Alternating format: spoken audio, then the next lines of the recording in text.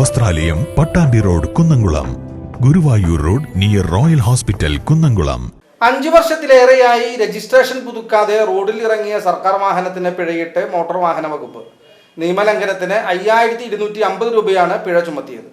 Registration പുതുക്കാതെ നിയമലംഘനം നടത്തി റോഡിലിറങ്ങിയ സർക്കാർ വാഹനം പിടിച്ചെടുത്ത് മോട്ടോർ വാഹന വകുപ്പ്.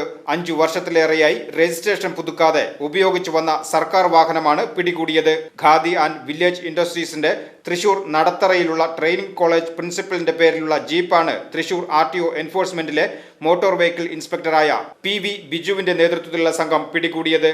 വാഹനത്തിന് പുക പരിശോധനാ സർട്ടിഫിക്കറ്റ്, റോഡ് ടാക്സ് അടച്ച രേഖകൾ എന്നിവയും ഉണ്ടായിരുന്നില്ല. താൽക്കാലിക ഡ്രൈവറും താൽക്കാലിക ഉദ്യോഗസ്ഥനും ഈ വാഹനം ഉപയോഗിച്ചിരുന്നത് എന്ന് അന്വേഷിച്ചു വരികയാണ്.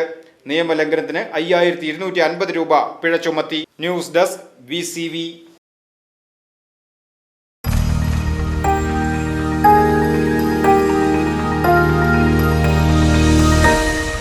You are watching VCV News.